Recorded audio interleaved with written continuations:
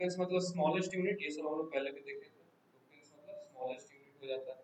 उसके अंदर आता है कीवर्ड। कीवर्ड जैसे जावा में था कि वही चीज है which is special meaning which is carried out. For example, print is a function, so this is a keyword. Print is a keyword. मैं उसको कोई दूसरा वेरिएबल जैसा ट्रीट नहीं कर सकता हूँ because it carries some special meaning already predefined. फिर जैसे मान लो इफ का भी एक प्री डिफाइंड मीनिंग है, मैं उसको एज अ वेरिएबल नहीं यूज कर सकता, मतलब मैं ऐसे नहीं लिखूंगा कि इफ इक्वल्स टू 7, ये पॉसिबल नहीं है। This is a keyword, I will not right this. ठीक है, तो इस तरह से हम लोग काम करेंगे। और फिर आता है हम लोग का आइडेंटिफायर्स। तो जैसे मान लो मुझे लिखना है कि a इक्वल्स टू 10, तो ये क्या है? दिस इज अ वेरिएबल, तो this is also count as an identifier. Basically identifier का एक अम्ब्रेला टर्म है जिसके अंदर बहुत कुछ आ जाता है। जैसे मैं अगर एक वेरिएबल को नाम दूं तो दैट इज एन आइडेंटिफायर, मैं एक मेथड का नाम दूं दैट इज एन आइडेंटिफायर, तो वो सब आइडेंटिफायर हो जाता है। दरवाजा लॉक नहीं किया था?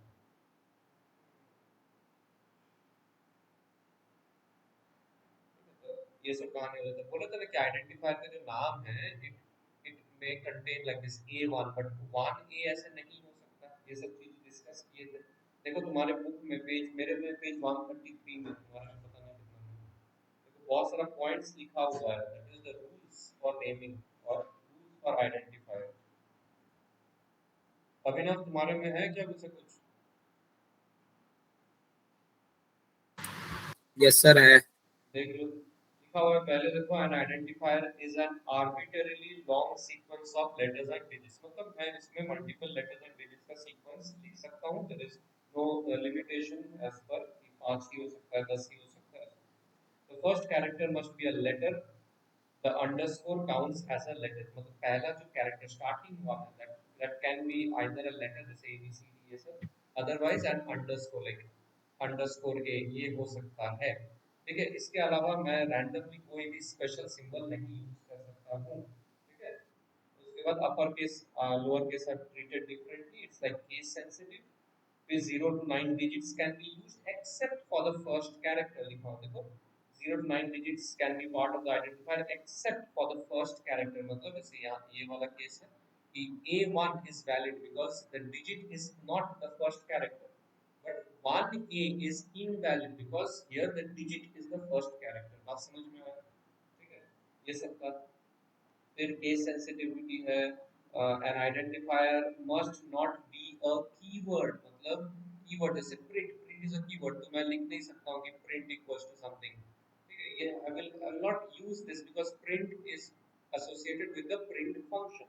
ठीक है, मैं इसमें ऐसे नहीं लिखूंगा कि फॉर करके नहीं लिखूंगा for equals to 7 because for loop में मेरा काम आएगा, दैट इज एन कीवर्ड। ठीक है, तो identifiers must not be a keyword. और identifier cannot contain any special character except for underscore। तो स्पेशल कैरेक्टर हो जाता है, जैसे हो गया तुम्हारा exclamation, asterisk, these are the special characters. ठीक है, ऐसे और भी जो है, तो इसको मैं ऐसे स्पेशल कैरेक्टर्स को नहीं यूज कर पाऊंगा for identifier except for underscore. मैं अंडरस्कोर को यूज कर पाऊंगा एज एन आइडेंटिफायर। बात समझ में आया?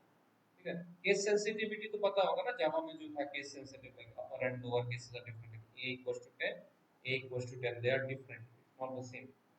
यही सब कहानी दिया हुआ है।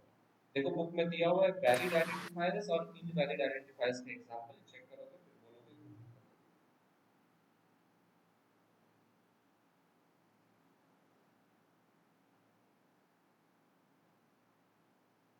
अभी ना कुछ दिक्कत है तो बोलोगे। नहीं सर, मतलब दिक्कत था वो क्लियर हो गया देख के। हाँ, दिक्कत था वो क्लियर हो गया।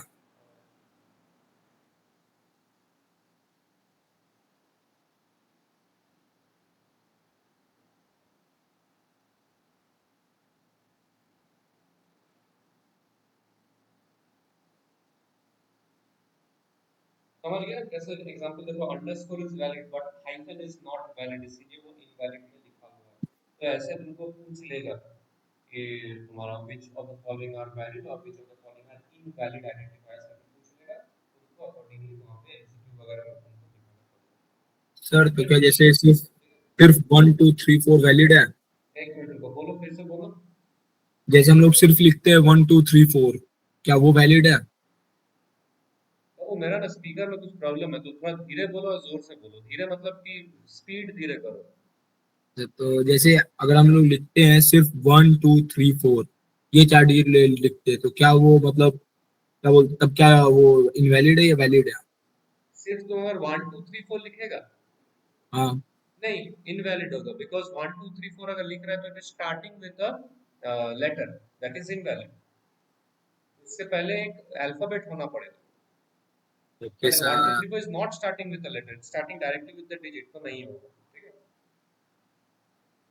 मेरा अगर अचानक कनेक्शन चल जाए ना तो रुकना, मैं रीजॉइन करूंगा। मेरा वाईफाई इन्वर्टर से कनेक्टेड नहीं है, करंट चल जाने से अचानक से कनेक्शन जा सकता है, तो आप रीजॉइन। ठीक है, वेट करना। Okay sir. हाँ, दैट इज ओके, बिकॉज तुम्हारा वो लेटर से मतलब underscore is counted as a letter, देखो लिखा हुआ। Second point, the first character must be a letter, the underscore counts as a letter. तो अंडरस्कोर से तुम शुरू कर रहे हो तो that counts as a letter से शुरू हो रहा है, दैट इज फाइन। ठीक है, हो गया। अच्छा, इसके बाद है अपना लिटरल्स। लिटरल्स मतलब होता है which contains fixed values, fixed values जिसमें हम लोग स्टोर करते हैं, जैसे a equals to 7, so that is like a fixed value, so a is a literal. what type of literal है? integer literal, क्योंकि a is storing a integer value। अभी ना है कि चला गया तुम? अभी ना, तो लिटरल मतलब कि फिक्स्ड वैल्यूज। जैसे यहाँ पे बहुत सारे लिटरल के एग्जांपल दिया हुआ है, देखो, string, numeric, boolean, special literal, none and literal connection. तो यहाँ पे जो तुम लोग का नया होगा, that is the fourth and the fifth. None एक स्पेशल लिटरल है। नन के बारे में बात किया था ना, क्या था नन, याद है? नन नहीं याद है? और लिटरल कनेक्शन यहाँ आएंगे। नन मतलब होता है कि डिनोट्स एब्सेंस ऑफ वैल्यू। जैसे नल सेट होता है ना, नल सेट हम लोग सेट के बारे में पढ़े थे क्लास 10 में। नल सेट, नल सेट मतलब क्या था कि where it does not contain anything, empty set basically. तो अगर नल सेट में मैं मान लो मैं इस तरह से डिनोट करता हूं, तो क्या ये नल सेट होता है? No sir. नहीं होता नल सेट। इसको याद भी नहीं है, बेशरम है। मैथ्स लेके क्लास 11 में पढ़े हैं। नल सेट क्या है? कुछ नहीं है, एम्प्टी सेट होता है। जीरो इज अ एलिमेंट, अगर जीरो होता है उसमें तो it is not counted as a null set. उसी तरह नन, नन मतलब होता है उसमें कुछ भी नहीं है, ठीक है, नथिंग। तो अगर एक वैल्यू मान लो कि तुम लोग जैसे एडमिशन लोगे, तुम लोग का सेक्शन अलॉट नहीं हुआ होगा मान लो इनिशियली, तो सेक्शन में हम क्या देंगे? सेक्शन में तब हम इनिशियली नन देके रख सकते हैं, क्योंकि नन मींस उसमें कोई वैल्यू नहीं है। मैं रैंडमली किसी को section A B C D तो अलॉट नहीं कर पाऊंगा ना, अनलेस एंड अनटिल वो स्पेसिफिकली बोला जाए कि हाँ ये सेक्शन में ये जाएगा। तो टिल देन मैं नन देके रखूंगा, which means at the time there is no value specified for that given letter. ये होगा नन का, ठीक है। इसी तरह से स्ट्रिंग लिटरल मतलब कि जहाँ पे combination of characters letters store किया जाएगा, जस्ट लाइक नॉर्मल जावा का स्ट्रिंग है, that is only the string literal. But यहाँ पे लिखने का तरीका अलग अलग है। एक बार ऑब्जर्व करोगे, अगर हम लोग यहाँ पे स्ट्रिंग लिटरल का बात करते हैं तो जावा में कैसे लिखते थे? जावा में लिखते थे ना, string S equals to double quotes के अंदर ऐसे करके लिखते थे, है ना, इस तरह से। यहाँ पे इतना कुछ नहीं लिखना है, मुझे इतना कुछ नहीं लिखना है यहाँ पर। मैं सिंपली लिखूंगा s इक्वल्स टू, मैं लिख सकता हूँ Agra with a single quote, मैं लिख सकता हूँ, दैट इज वैलिड। मैं लिख सकता हूँ s equals to double quotes के साथ Agra, that is also valid. मैं लिख सकता हूँ s equals to triple quotes के साथ Agra, that is also valid. Triple quotes मतलब तीन तो सिंगल कोट, समझे? इस तरह से लिख सकते हैं। क्या ये समझ में आया कि नहीं है? तो फिर यस। सिंगल ट्रिपल कोट ना, अभी थोड़ा बाद देखेंगे, इसका मल्टीपल काम है। पहले ये दो समझो। क्या ये समझ में आया? सिंगल और डबल कोट का बात समझ में आया? हम लोग यस। जावा में क्या करते थे कि s इक्वल्स टू अगर मैं सिंगल कोट्स में लिखता था तो this would count like a character, है ना। यहाँ पे वो कैरेक्टर वाला सीन नहीं है। यहाँ पे तुम सिंगल कोट के साथ लिखोगे तो भी वो स्ट्रिंग लिटरल ही कहलाएगा। तुम s equals to multiple characters enclosed within single quotes लिख सकते हो, that is also counted as a string character. समझे बात को? जो कि सर इसमें कैरेक्टर्स कैसे काउंट होगा? क्या? तो इसमें कैरेक्टर्स कैसे स्टोर होगा? कैरेक्टर्स इस तरह से, वो सिंगल तुम लिखेगा तो वो सिंगल कैरेक्टर स्टोर होगा, तुम सिर्फ ए लिखोगे तो वो सिंगल कैरेक्टर हो जाएगा। अच्छा।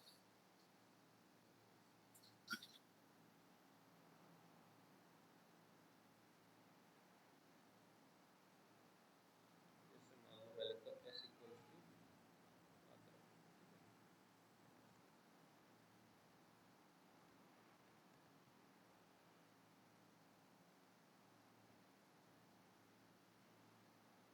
देखो मैं क्या क्या s इक्वल्स टू आद्रा, मैं लिखा हूँ टाइप और s। टाइप s मतलब होता है व्हाट टाइप ऑफ लिटरल और what type of data is the variable s।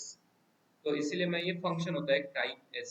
तो यहाँ पे क्या दिखा, देखो क्लास str मतलब it belongs to class string. तो समझ में आया? जैसे मान लो मैं अगर ये इसको ऐसे लिखता कि a इक्वल्स टू 14 और मैं लिखता कि प्रिंट,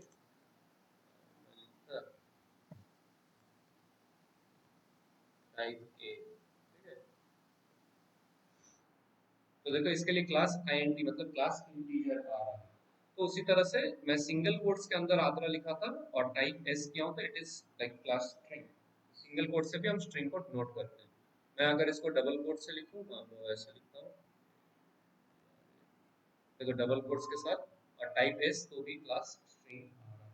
समझे बात को? तो इस तरह से हम लोग इसको कर सकते हैं। समझा रहे? तुम कुछ भी यस वेरिएबल सर। नाम लिखोगे, फिर वहां पे प्रिंट स्टेटमेंट के अंदर टाइप और वो वेरिएबल का नाम दोगे, तो it will show you what data type it is currently holding. मान लो मैं लिखता हूँ यहाँ पे a इक्वल्स टू ट्रू और टाइप a, ठीक है। देखो बूल मतलब कि बूलियन, यहाँ पे true with a capital T ऐसे लिख रहे हैं हम लोग, ठीक है। इस तरह से हम लोग इसको चेंज कर सकते हैं। अगर मान लो मैं यहाँ पे लिखता हूँ कि 15.5 और क्लास फ्लोट मतलब फ्लोटिंग पॉइंट में आ जा रहा है, उसके बाद चीज की चूक, ठीक है। अगर मान लो मैं इसको लिखता हूँ नन, तो नन टाइप में आ जा रहा है, एक स्पेशल टाइप है नन। ओके, इस तरह से हम लोग इसको काम करेंगे। तो लिटरल्स में देखो स्ट्रिंग है, क्या क्या है यहाँ पे स्ट्रिंग। जैसे सर पाइथन, हाँ बोलो। जैसे इसमें तो हम लोग डेटा टाइप लिख नहीं रहे हैं शुरू में, इंटीजर या फिर जो भी बुलियन या जो भी हम लोग वो तो लिख नहीं रहे आगे में। नहीं समझ में आया हमको अभी ना तुम्हारा बात। मतलब जैसे इसमें हम लोग स्ट्रिंग भी लिख रहे हैं तो सिर्फ एस दे के लिख रहे हैं, इंटीजर वैल्यू भी दे रहे हैं तो सिर्फ ए दे के लिख रहे हैं, उसके आगे तो डेटा टाइप यूज कर नहीं रहे हैं। रुको यार हमको नहीं समझ में आ रहा, तुम टेक्स्ट कर पाओगे या फोन में वॉइस भेजो? रुको हमको हेडफोन लेके आना था, रुको एक मिनट, रुक जाओ। तो क्वेश्चन क्या है तुम्हारा? फिर से नेटवर्क से।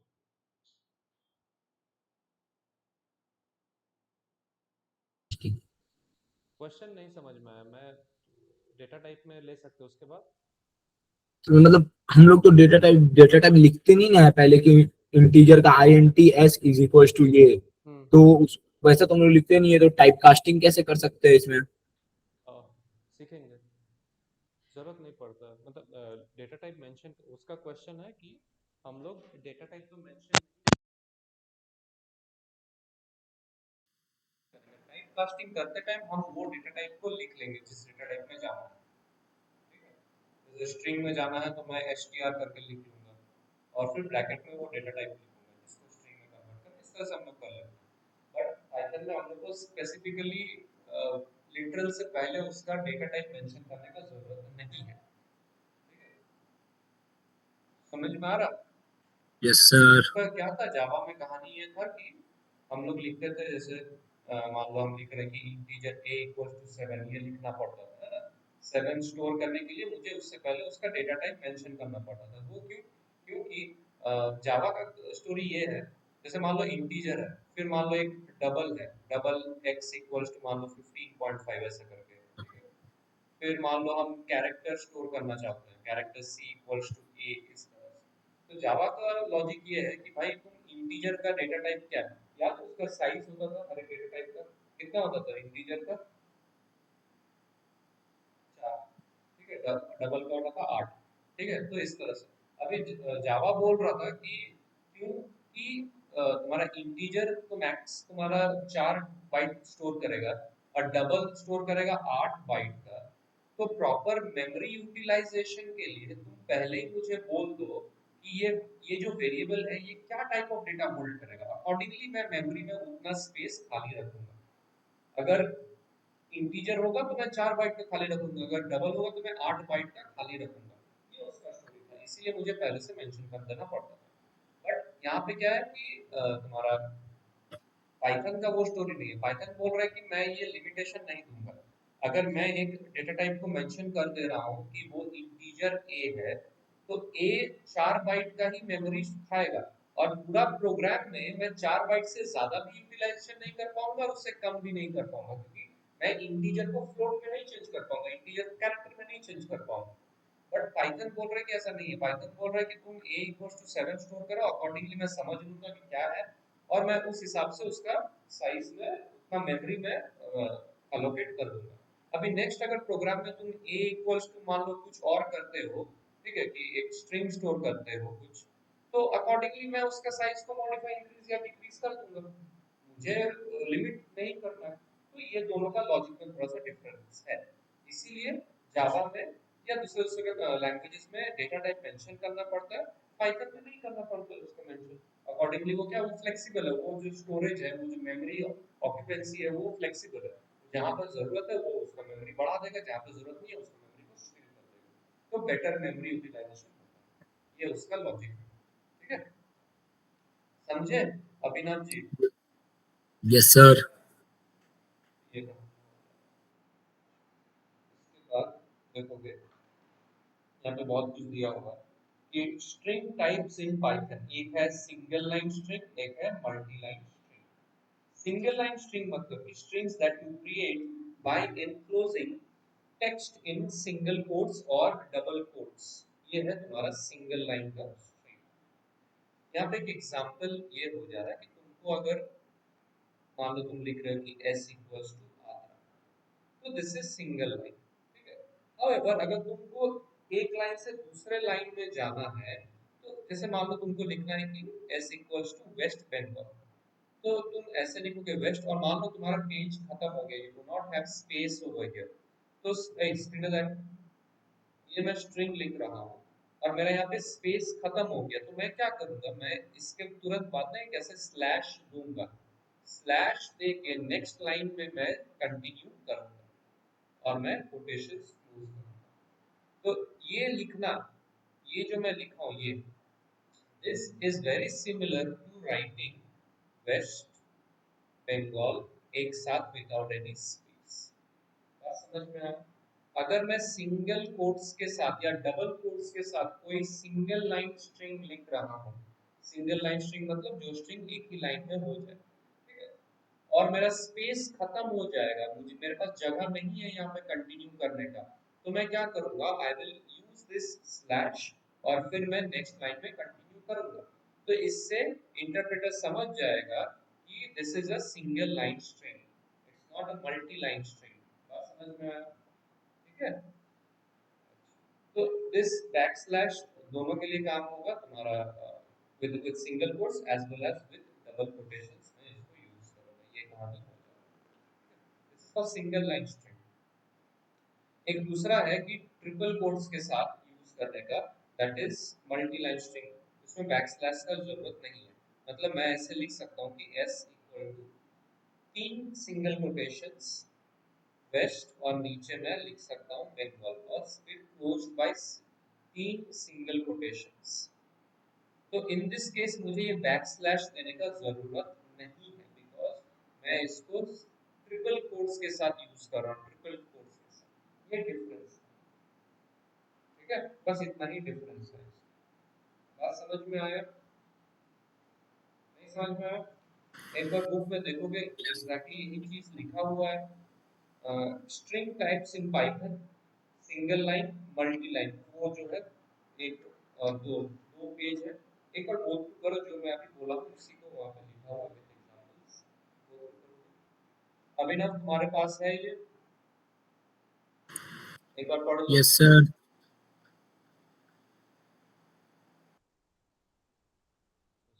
एस इक्वल्स टू मैं लिखता हूँ डबल कोट्स के साथ कि हेलो, और फिर नेक्स्ट लाइन में मुझे जाना है तो मैं एंटर प्रेस करूंगा तो देखो एरर आ गई, because both with single as well as with double quotes string single line statement वाला होता है। ठीक है, मतलब एक ही लाइन में टर्मिनेट होने का होता है, बट मैं एंटर मार रहा हूँ विच मीन्स कि मैं नेक्स्ट लाइन में जाने का कोशिश कर रहा हूँ which is going to be an error. तो उसको हैंडल करने के लिए मैं क्या करूँगा, हेलो फिर स्लैश और फिर नेक्स्ट लाइन में जो भी तुमको लिखना है, फिर मैं स्लैश देके एंटर। अब देखो एंटर मारने से एरर नहीं है, बिकॉज ये स्लैश इंटरप्रेटर को बोल रहा है कि भाई वो नेक्स्ट लाइन में जाके सेम स्ट्रिंग को कंटिन्यू कर रहा है। और मैं लिखा वर्ल्ड और सर तो डबल कोट्स के बिना बाद एक और स्लैश दिए? कहाँ एक और स्लैश, एक ही स्लैश दिया नहीं था। जैसे वो ठीक है, अब जैसे वर्ल्ड के बाद हम एक और लाइन लिखना चाहते हैं नीचे, लिखो ना, कौन मना किया। तो बिना कोई और दूसरा स्लैश दिए लिख सकते हैं? लो वर्ल्ड फिर एरर आए, तुमको नीचे जाना है, तुमको स्लैश देना है, समझा, यही बोल रहा है ना। Yes sir, hello yes sir. उसके बाद वर्ल्ड और फिर स्लैश देके, ठीक है, हेलो वर्ल्ड वॉर।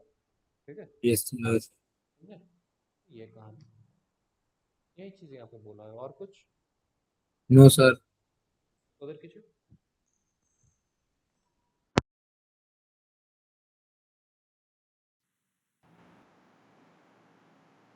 मान लो मैं यहाँ पे लिखता हूँ कि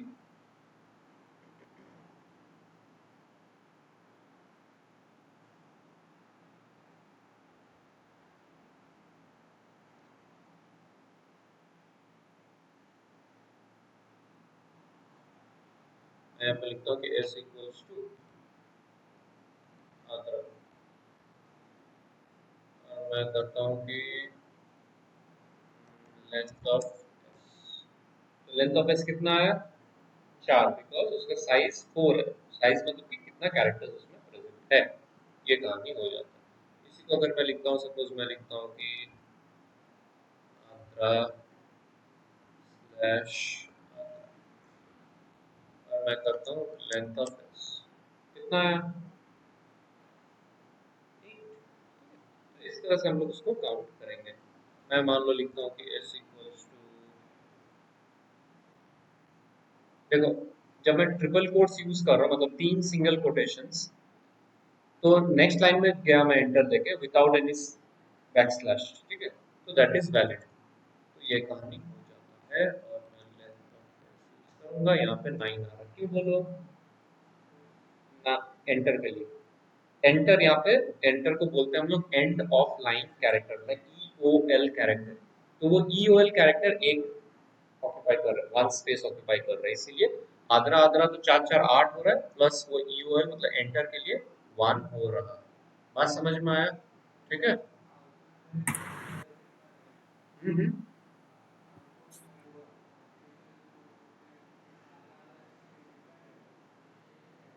हाँ, नहीं वो तो मैंने स्पेस नहीं दिया ना।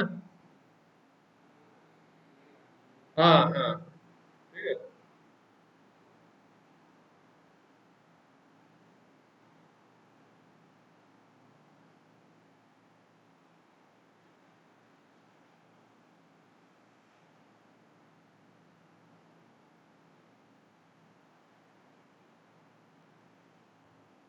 तो इस तरह से काम करते हैं, क्लियर है।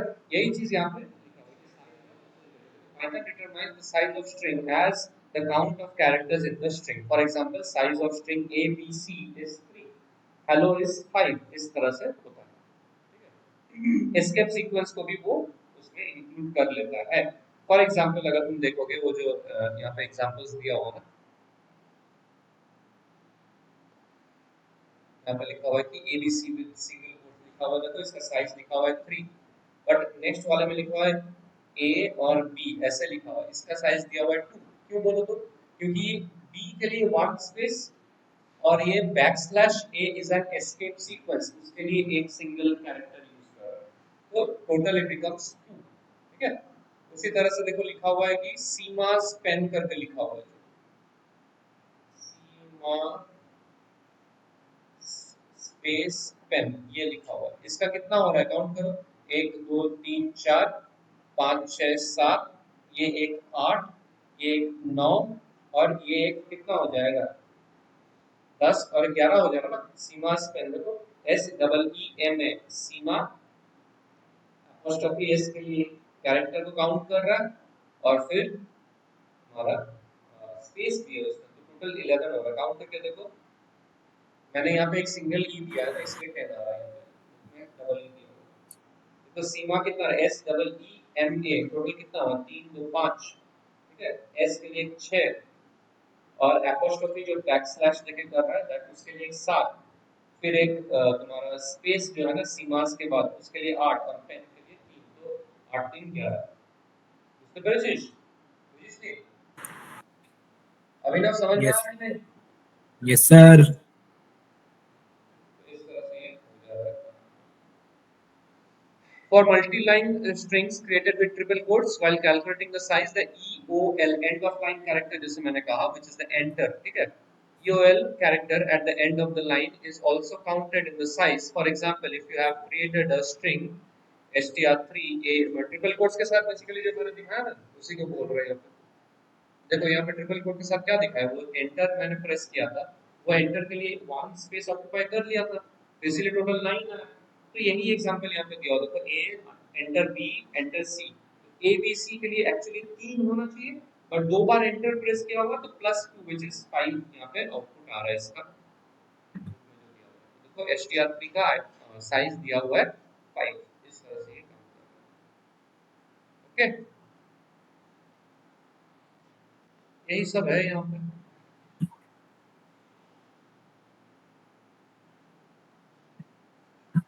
तो एक काम करो, तुम लोग एक प्रोग्राम लिखो कि तुमको एक नंबर, मान लो तुम अपने हिसाब से अज्यूम कर लो एक नंबर को, ठीक है, इंटीजर लिटरल को अज्यूम कर लो, और उसके बाद कॉपी में लिखना है, इंटीजर लिटरल अज्यूम कर लोगे कुछ, फिर उसका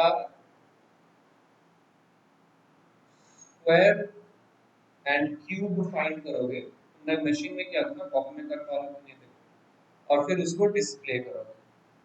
कैसे डिस्प्ले करोगे, तुम लिखोगे, जैसे तुम अगर अज्यूम की हो 5, तो तुम लिखोगे स्क्वायर ऑफ 5 इज 25, ये तुम्हारा आउटपुट होगा। क्यूब ऑफ 5 इज 125, ये तुम्हारा आउटपुट होगा। बात समझ में आया? कैसे करोगे, लिख के देखो।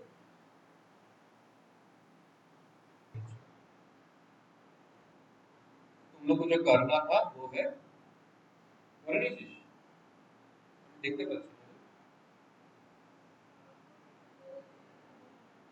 टीचर आउटपुट करो, चलो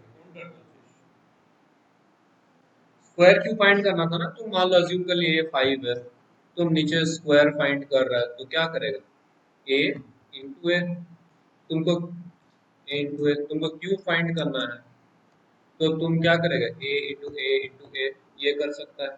और प्रिंट करना था, तुम प्रिंट करते हैं कि स्क्वायर क्यू यू और स्क्वायर ऑफ इसका ऑफ ए, मतलब कि 5 आ जाएगा यहाँ पे, इज कितना, इज स्क्वायर ए क्यू लिखा हुआ है। और फिर सिमिलरली यहाँ पे तुम लिखता cube of comma A comma is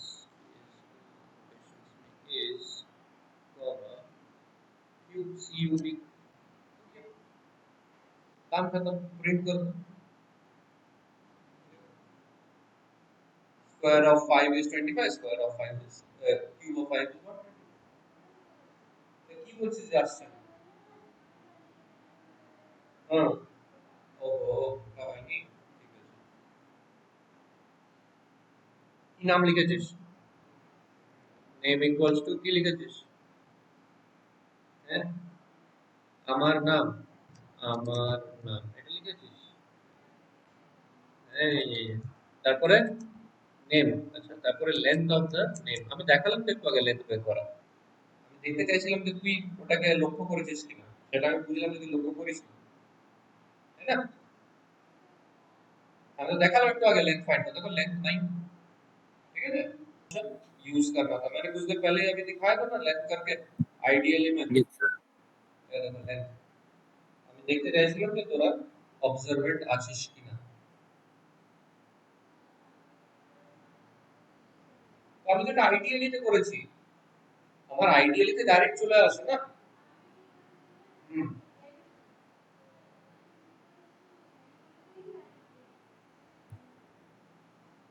হ্যাঁ বুঝতে পেরেছিস? समझ में आया? Yes sir. इस तरह से अपने को काम करना है।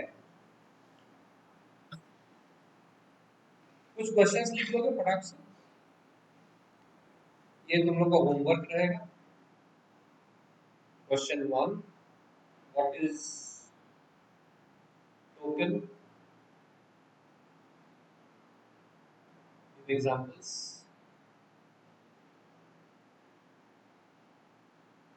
Question 2, what are keywords?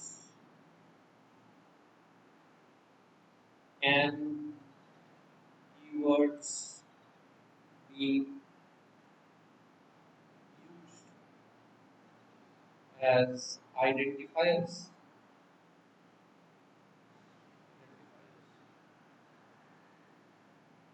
Hello, hello, hello.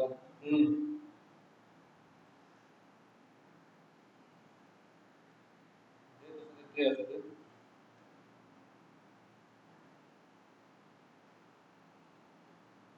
হ্যাঁ বলছি যে মানে এসবিআই ক্রস করে তারপর গুরুদুয়ারা ক্রস করে যে পুকুরগুলো পড়ছে না,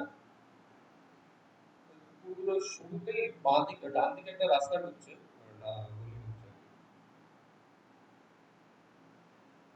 বুঝতে পারলেন? মানে আপনি কোন দিক দিয়ে আসছেন, ব্রিজ হয়ে আসছেন কি? তাহলে ব্রিজ হয়ে আসছে তো পুকুর যেখানে শেষ হচ্ছে ওখান দিয়ে বাঁ দিকে একটা রাস্তা ঢুকছে। না না ওটা সম্রাট কমিটি বলতে পুকুরের আগে, পুকুরটা শেষ করে আপনি ব্রিজ হয়ে আসলে পুকুরটা শেষ করে মানে বাঁ দিকে, হ্যাঁ হ্যাঁ হ্যাঁ। ওটা ঢুকে কোন,